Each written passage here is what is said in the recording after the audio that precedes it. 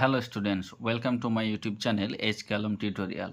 আজকের এই নতুন ভিডিওয় আমি ক্লাস 4-এর যে পার্ট 1 উইংস বই রয়েছে সেই উইংস বইয়ের 47 নম্বর পাতায় দেখো অ্যাক্টিভিটি 5, অ্যাক্টিভিটি 6 এবং অ্যাক্টিভিটি 7 রয়েছে।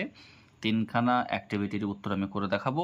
তো তার আগে তোমরা যারা আমার চ্যানেলে নতুন তারা অবশ্যই আমার এই চ্যানেলটিকে সাবস্ক্রাইব করো এবং সাবস্ক্রাইবের পাশে যে বেল আইকন আছে সেটিকে ক্লিক করো। চলো আমরা শুরু করি। এখানে বলছে অ্যাক্টিভিটি 5-এ fill in the blanks with the appropriate words from the story you read, choose words from the help box. এখানে হেল্প বক্সে অনেকগুলো শব্দ রয়েছে, noticed, visited, delighted, huge, gathered, surprised, various. এই শব্দগুলোকে তোমাকে এই শূন্যস্থানে বসাতে হবে।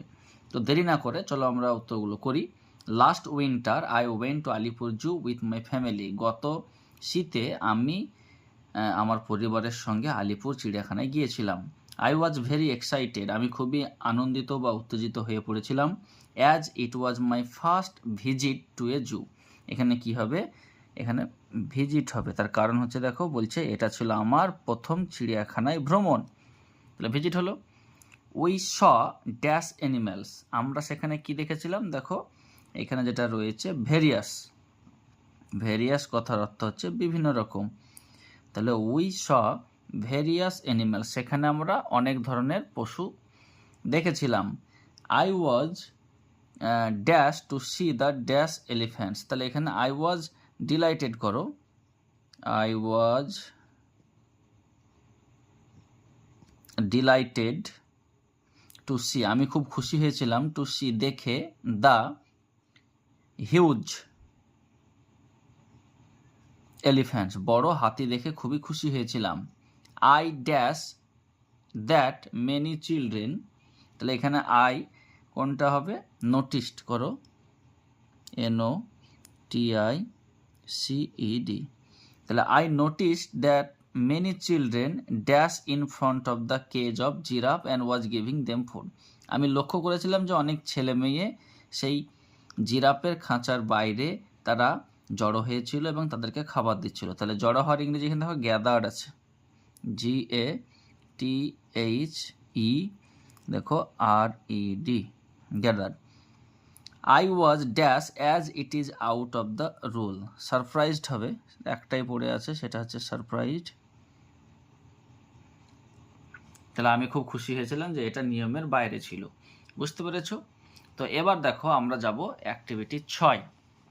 অ্যাক্টিভিটি 6 বলেছে make sentences with the following words. এখানে যে শব্দগুলো রয়েছে সেই শব্দগুলি দিয়ে আমাদেরকে বাক্য লিখতে হবে। তাহলে এখানে স্টল মানে দোকান, তাহলে there were many stalls at the fair, মানে মেলায় অনেক দোকান ছিল। তাহলে স্টল দিয়ে আমি বাক্য লিখলাম। নেক্সট বলছে দেখো ফেমাস, তাহলে ফেমাস মানে বিখ্যাত, তাহলে আমি লিখছি Rabindranath was a famous person, Rabindranath একজন বিখ্যাত ব্যক্তি ছিলেন। তাহলে Rabindranath was a famous person হয়েছে। নেক্সট বলছে দেখো ডিলাইটেড, ডিলাইটেড মানে খুশি হওয়া, তাহলে I was delighted to see my father, আমি আমার বাবাকে দেখে খুবই খুশি হয়েছিলাম। বুঝতে পেরেছো? নেক্সট বলছে ভিজিটেড, ভিজিটেড মানে ভ্রমণ করা বা যাওয়া, তাহলে I visited Kolkata last week, আমি কলকাতায় গত সপ্তাহে গিয়েছিলাম।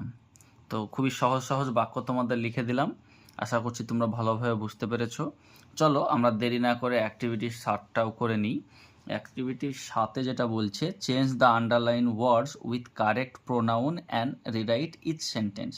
এখানে তলায় দাগ দেওয়া শব্দগুলির আমাদেরকে প্রোনাউন লিখতে হবে। এই যে প্রোনাউন বলেছে, প্রোনাউন কথার অর্থ হচ্ছে সর্বনাম পদ, মানে এই যে তলায় দাগ দেওয়া শব্দগুলো রয়েছে তার পরিবর্তে আমরা কোন সর্বনাম পদ ব্যবহার করব সেটা লিখতে হবে এবং পুরো বাক্যটাকে আরেকবার লিখতে হবে। তো সারা, দেখো সারা যেহেতু একটা মেয়ের নাম হয়, তাহলে এখানে সারার বদলে আমরা কি লিখব? সি। আর বাকি যা আছে আমরা সেটা টোটালটাই লিখে দেবো। তাহলে লিখলাম, দেখো, she made dinner for the whole family. তাহলে সে গোটা পরিবারের জন্য রাত্রে খাবার রান্না করেছিল। তারপর দেখো বলছে Raju played with Subir and Gogol. Raju Subir এবং গোগলের সঙ্গে খেলা করেছিল। তাহলে রাজুর বদলে আমরা কি বসিয়ে দেবো? হি। আর বাকি যা আছে আমরা সেটা লিখে দিলাম। তাহলে he played with Subir and Google. ঠিক আছে, বুঝতে পেরেছ? চলো আমরা নেক্সট পেজে যাই। দেখো এখানে বলছে mister Saha went to the movie with Mrs Saha. তাহলে মিস্টার সাহা এখানে বলেছে, তাহলে হি হবে। তাহলে he went to the movie with Mrs Saha. ঠিক আছে, তাহলে আমরা শুধু মিস্টার সাহার জায়গায় হি বসিয়ে দিলাম, বাকি যা ছিল আমরা লিখে দিলাম। সবশেষে আছে দেখো the house needs a fresh coat of paint. এই বাড়িটির প্রয়োজন একদম তাজা বা সতেজ রঙিন পেন্ট। পেন্ট মানে রং করা। তাহলে বাড়িটির রং করা প্রয়োজন, নতুন করে রং করা প্রয়োজন, তাই বলছে। তাহলে দ্য হাউস তো প্রাণ নেই, তাহলে আমরা এটার জায়গায় কি বসাবো? It, IT, it needs a fresh coat of paint. তো বুঝতে পেরেছো? তা আমি দেখো তোমাদের ক্লাস 4-এর যে উইংস বই রয়েছে পার্ট 1-এর, তার 47 পাতায় অ্যাক্টিভিটি 5, 6 এবং 7-এর উত্তর করে দেখালাম। তো আগামী দিনে আমরা অ্যাক্টিভিটি 8 যেটা আছে সেটা করে দেখাবো। তো তোমরা এ ধরনের রেগুলার আপডেট পাওয়ার জন্য অবশ্যই আমার এই চ্যানেলটিকে সাবস্ক্রাইব করো এবং সাবস্ক্রাইবের পাশে যে বেল আইকন আছে সেটিকে ক্লিক করো। তোমাদের বলে রাখি, আমার এই চ্যানেলের যে প্লে লিস্ট রয়েছে সেই প্লে লিস্টে তোমরা নির্দিষ্ট ক্লাসের ভিডিও পেয়ে যাবে।